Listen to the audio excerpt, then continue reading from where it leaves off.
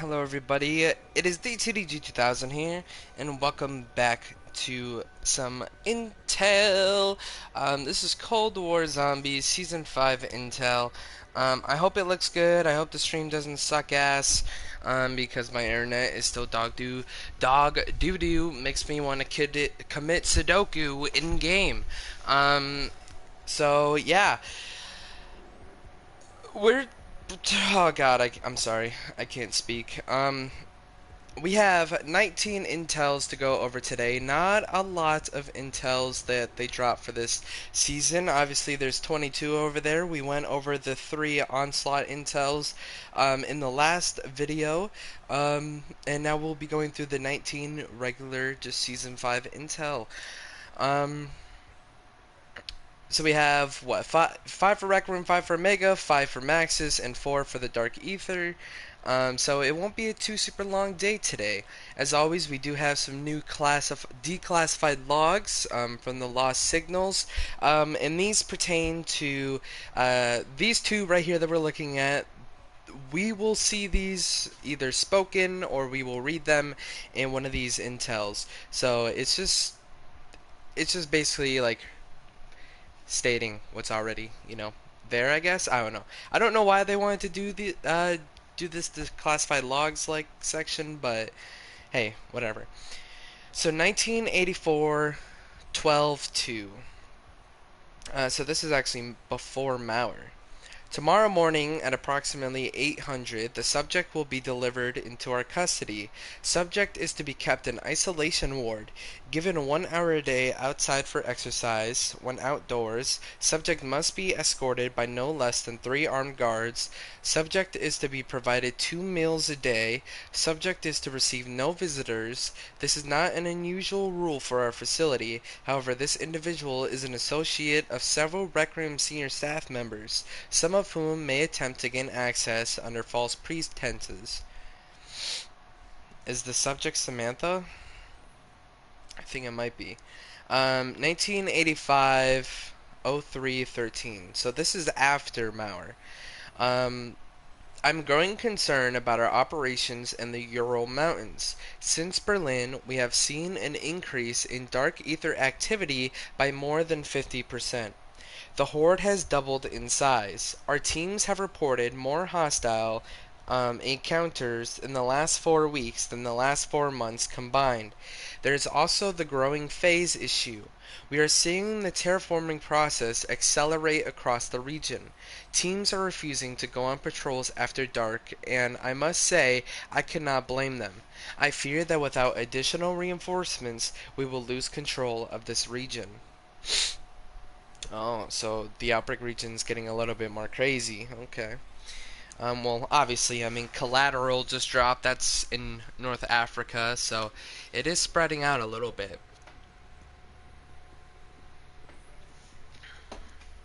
Alright, so as always, we start off with our boy Requiem, and we got documents and artifacts. We'll start with our documents first.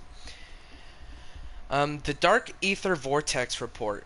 Energy Research Report defining the Dark Ether Vortex and analyzing its potential impact. Dark Ether Vortex Summary Report. 02 March 1985. Definition: Dark Ether Vortex (DAV) refers to any spiral energy current comprised of primordial Ethereum capable of growing Ethereum processors. 2. The purpose. From what has been observed, the sole function of DAVs is to construct Ethereum processors at an accelerated rate, increasing the speed at which terraforming can be completed.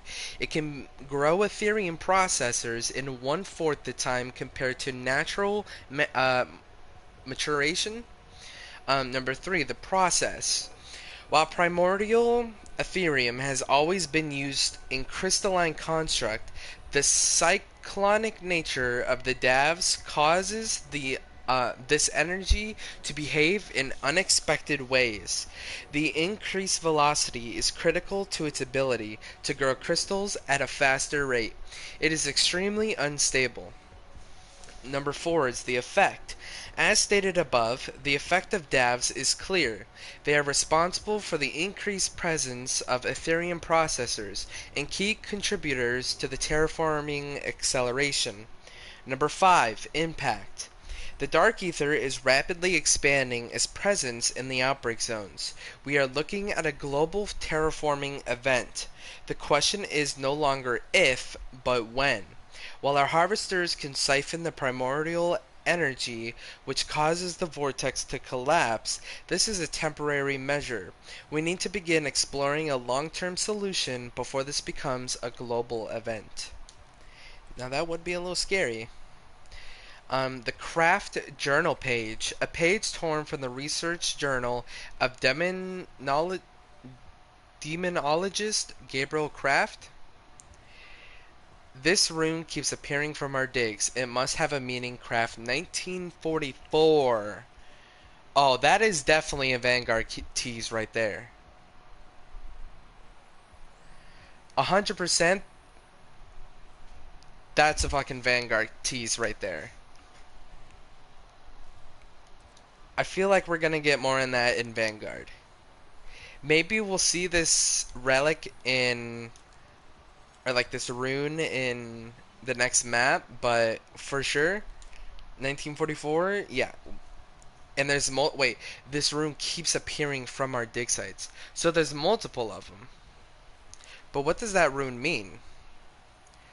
Interesting, dude. That's super sick.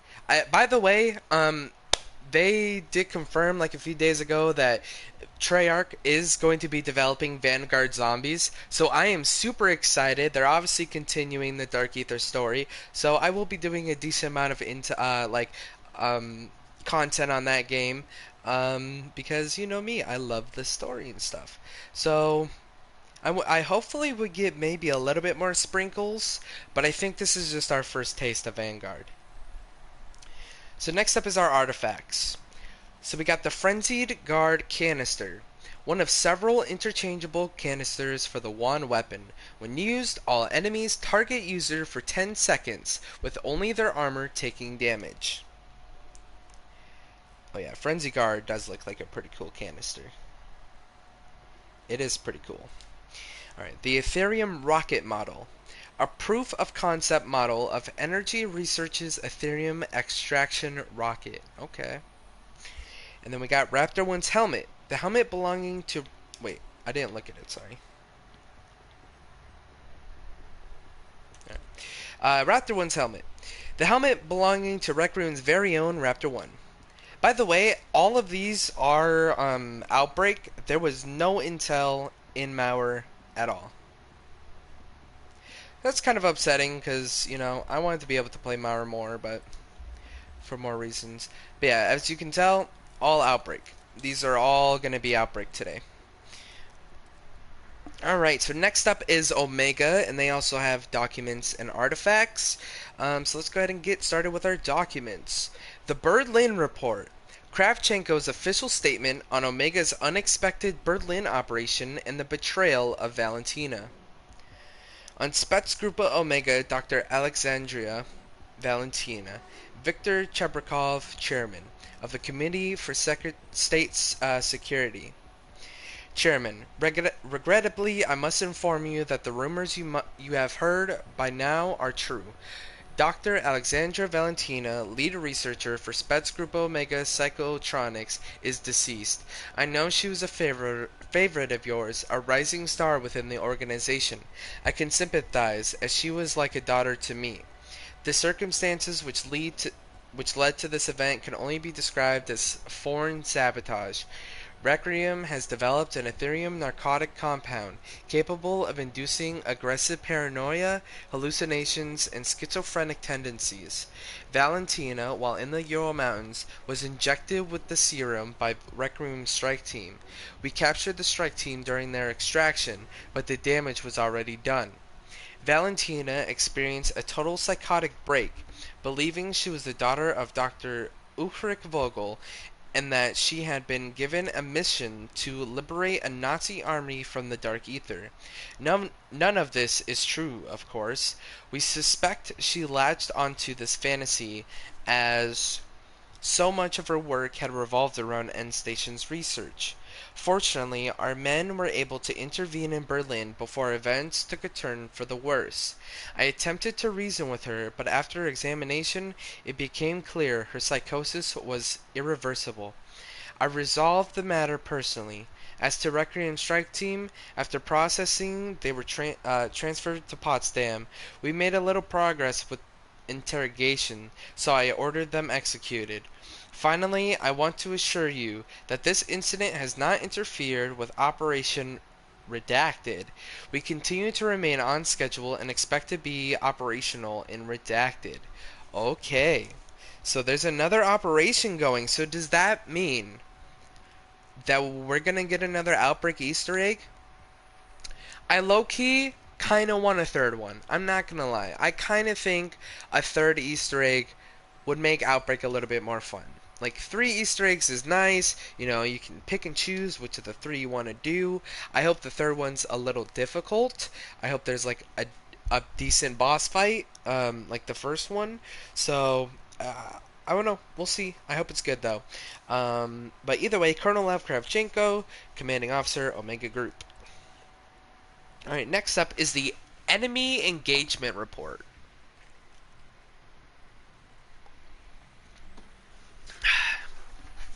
Gorev submits a report raising concerns over increasing encounters with Dark Ether hostilities in the Ural Mountains.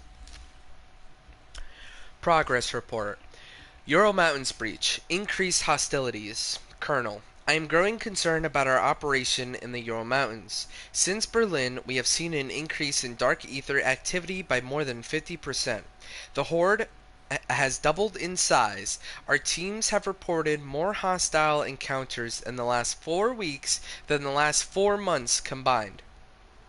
There is also the growing phase issue, as new Dark Ether vortexes. I don't think it's vortices. I'm pretty sure that's supposed to say vortexes. Vortices? What the fuck? As new Dark Ether vortices are reported every day. There's no way. They meant to say vortexes. I know they did. Reported every day. We are seeing the terraforming process accelerate across the region. There are concerns over how much longer the outbreak zones will remain stable.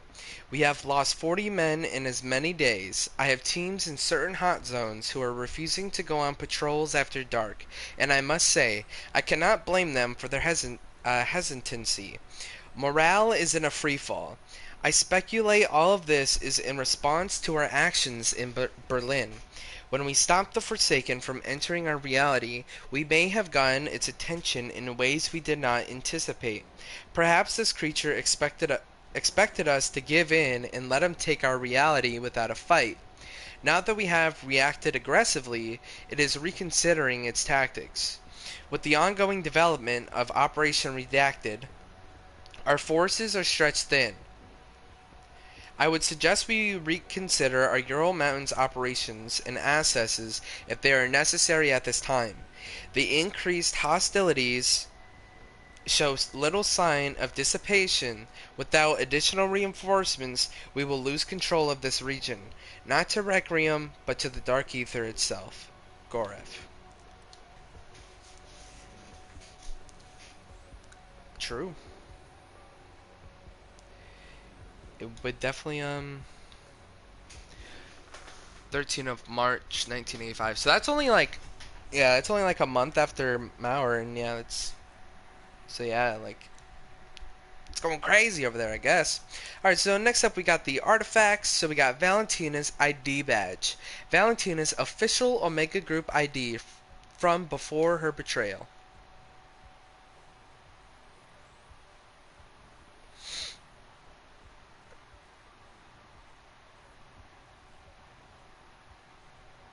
Nice. Mimic Tentacle.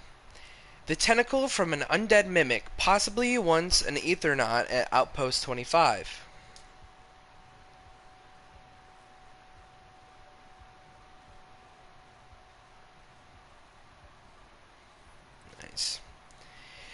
The boost module model.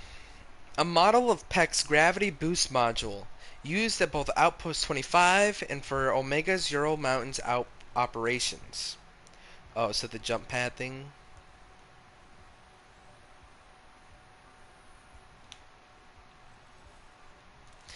Alright, cool. So next up we got Maxis. We do have audio logs and documents. So first up is interrogation. Now, I have heard these three, and goddamn, they are amazing, so I'm excited for you guys to listen to them. But interrogation. After being taken from Requiem headquarters, Maxis wakes up to find herself in a new facility.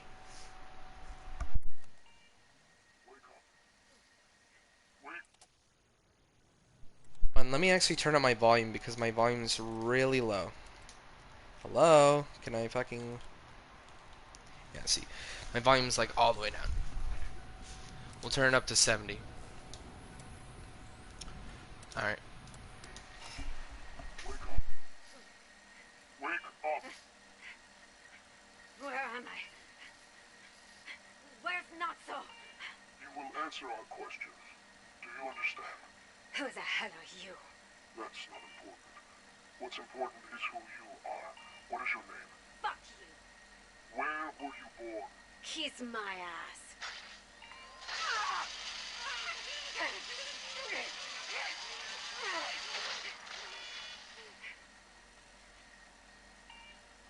Your name is Samantha Maxis. You were born in Berlin, November 5th. Is that correct?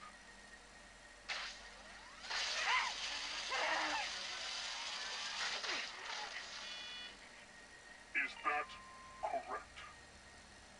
I don't know. Everything is different now. Oh, I know that better than you. Where am I? You're in Block 8. A facility specifically designed to take care of people like you. Take care of people like me? You're here to undergo some specialized tests. What kind of tests? You'll find out soon enough. The Dark Aether changed you in many ways. I just need you to know how much. You don't know anything about me.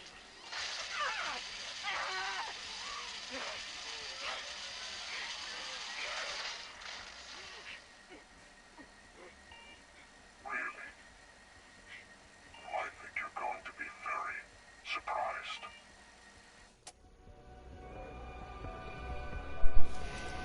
Alright, so listening to that back, that was actually really cool, like being able to, you know, look at the subtitles and everything.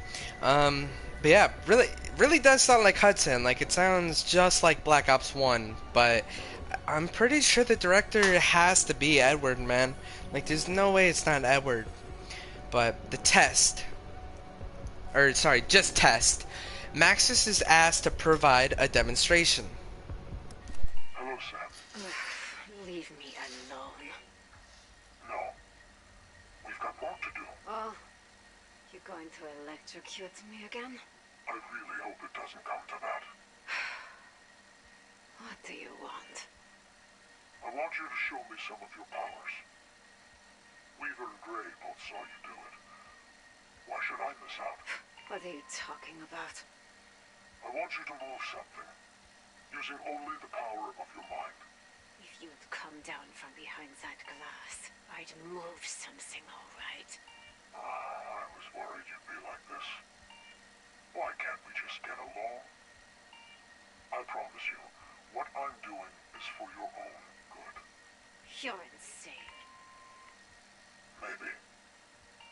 But I know what you're capable of. I just want to see it for myself. What if I don't want to?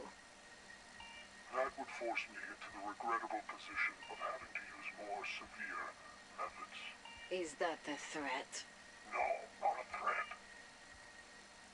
Just an incentive. Oh yeah. Alright, 15 days. Maxis is provided an incentive.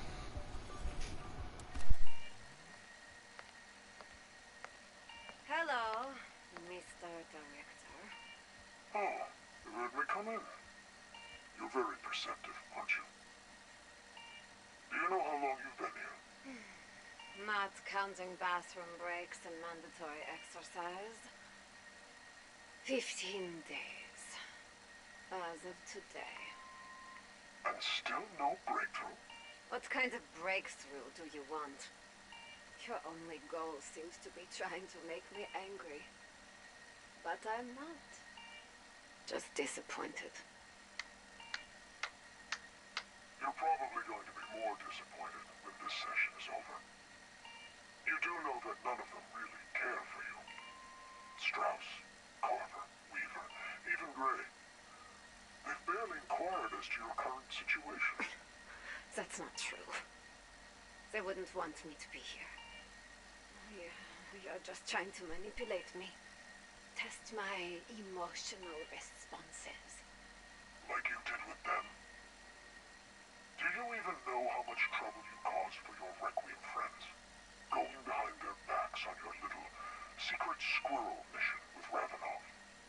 I looked Weaver in the eye when I was taken. To be brought here. He didn't want this. You like him, don't you? Not in the way you think. We just have history. Shared history. Shared trauma. You wouldn't understand. I do understand. In fact, I was very forgiving about the whole thing. I mean, given Weaver's failures and lapses in security, I could easily have had him disappeared. Don't test me. Maybe I still should. I'm warning you. What on earth could you possibly do to me? You really are just a pathetic, sad, little, lost girl.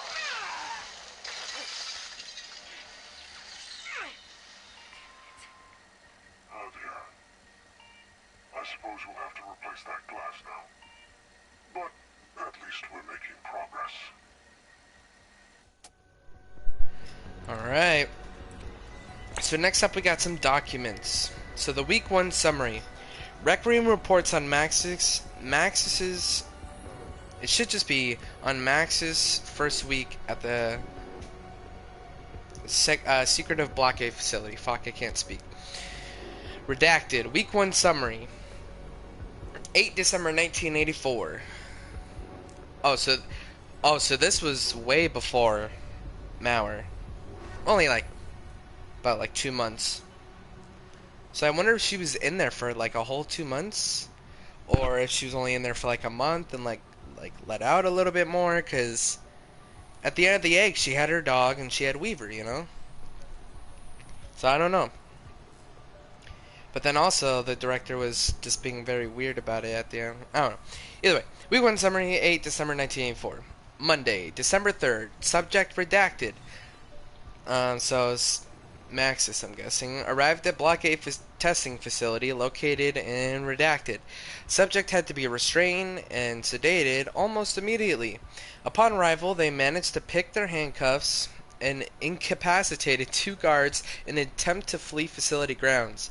Apparently in transit, there were 2 similar incidents. Subject was given a shower, fresh clothes, and placed in isolation.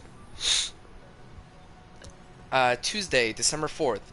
Subject refused both morning and evening meals, yelling profanities at the guards throughout the day. Subject was given 1 hour to walk the grounds and exercise under armed escort. No escapes attempted. Wednesday, December 5th. Subject had initial session with Redacted, with the director. Session 1 was structured as orientation for the two to become familiar and establish boundaries with each other. Session provided beneficial for both parties. Thursday, December 6th. Subject attempted to escape cell block using an improvised lockpick fashioned from a plastic spork. Subject has demonstrated that they cannot be trusted with utensils of any sort. Friday, December 7th, Session 2 with the director. Initial test of telekinetic abilities without coercion. Subject refused. Session terminated early. Redacted. has decided to pursue more unorthodox methods to provoke response. The director. Subject rules. Requiem report detailing Maxis' treatment while at the Block 8 facility. Memorandum for the Block 8 General Staff. From redacted. Subject Maxis. Tomorrow morning at approximately 800, Subject Maxis will be delivered into our custody. After 2 days travel from redacted, ahead of their arrival, I wanted to take an opportunity to lay out a few basic ground rules. 1. Subject is to be kept in isolation ward. 2. Subject is to be given 1 hour a day outside for exercise and fresh air. When outdoors, subject must be escorted by no less than 3 armed guards. 3. Subject is to be provided 2 meals a day at 12-hour intervals, 1600 and 1800. Subject is to be received no visitors. This is not an unusual rule for our facility. However, subject is an associate of several Requiem senior staff members who may attempt to gain access under false pretenses. 5. No dog. 6. No sharp objects of any sort. Subject is a security risk, flight risk, and a risk to self. They are cunning, a trained field officer knowledgeable in spycraft and possession of a wide array of skills.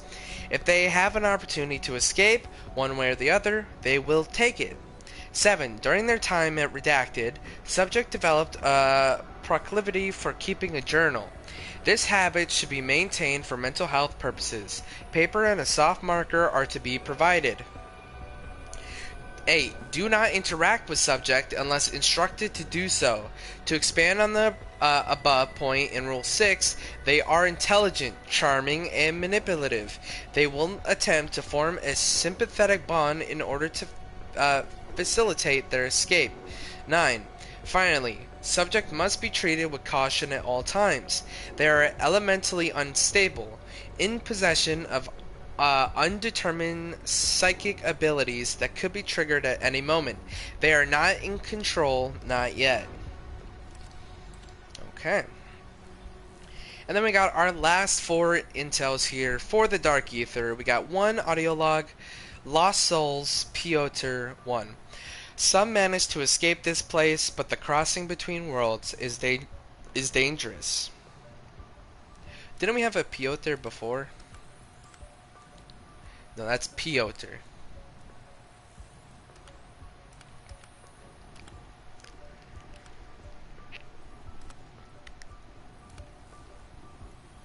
Huh. Yeah, this Piotr guy is different, I believe. It has been a long time. Oh, what the hell? I can hardly remember before. There is only now. And now is not the time I would They wish fucking upon spelled anyone. it wrong. This place has changed. It is unsustainable. Many bow before one. Those who do not are consumed. The rest of us cower in shadow. Some manage to escape, but the crossing between worlds is dangerous. They arrive home disfigured, changed into fiery demons, horrors devoid of humanity. I hear they are killed almost instantly, when all they wanted was to escape. But they were no longer human. So the good soldiers bring their suffering to an end.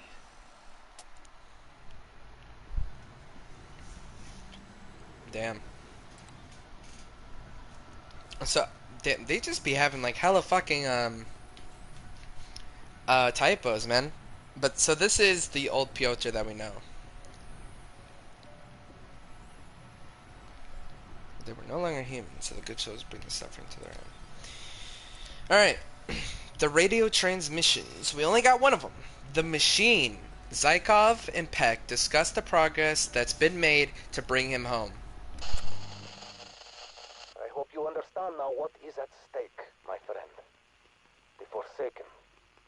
It wields a dangerous power. Yeah, no kidding. Valentina nearly cost us all our jobs. Baron, oh, almost destroying the world. Next time we will not be so lucky. He has seen a demonstration of your capabilities. He will not make the same mistakes again. Hey, with any luck, we'll have him making all new ones, thanks to you. So, your commander has signed off on our proposal? Not just yet, but I'm making progress. We'll have you home before you know it, as agreed.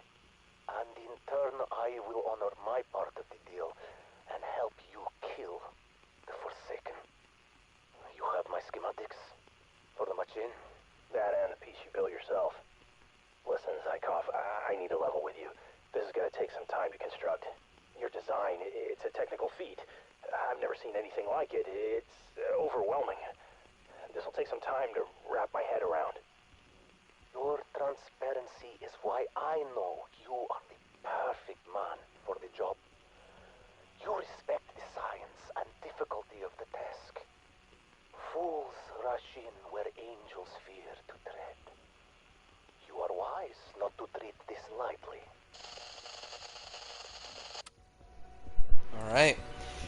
So, yeah, I mean, I understand why Zykov's like, well, fuck Requiem, like, they do not give a fuck. Like, we basically just, like, left him in there to die. Like, no proposal to try to help him out, so I understand. He just wants to come home. Like, I can't blame him for it. But, alright, and here is the artifacts. We got an empty Deadshot daiquiri can. An open can of Deadshot daiquiri, likely used by an operator who was ready to quit complaining about their bad aiming. Alright, I'm going to leave this up for a few seconds, make sure that I can get the screenshot, because the perk cans are usually my screenshots for these videos. But look at that design though, like, you got like the spikes on the bottom and top, a whole bunch of skulls and headshots. Let's see. Serving size 1 can. Calories is 666. Whole bunch of BS. Ingredients: denatured rum, cane sugar, strawberry oil, ginseng, turmeric, ginkgo biloba, dehydrated eye of newt. Well, geez, that sounds very tasty. For real, yeah, sure. Ew. It is like a fucking, like, gross can. I wonder... Oh, they did add, like, the splashes on top of the other perk cans. Hold on. Yeah, it's, like, pink, obviously. What's the other? Empty speak hole. This should be green. It is. Quick Revive probably blue. It's gross. I think that was... Oh, no. We got the empty jug. Wait. But it's not empty. Nobody drank out of it.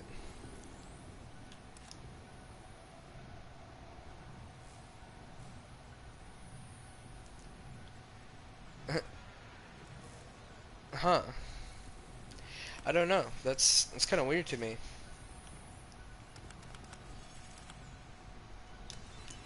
That they don't have the other one. But ew, that's so like gross, like gray and shit. Gross. Alright. And then last but not least, Demented Echo Head. The head of a demented echo seen around the Ural Mountains outbreak zones.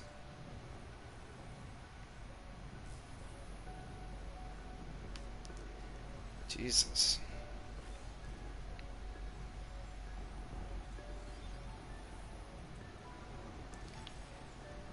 Looks creepy as fuck. Well, I hope you guys enjoyed today's episode of Season 5 Intel. Like I said, not a lot of intel this time around. I mean, unless they put like fucking 50 plus intel in Season Reloaded. Season 5 Reloaded, I mean, this is definitely going to be the smallest season for intel. Because, yeah, we need 52 intel to be tied with Season 2 and preseason.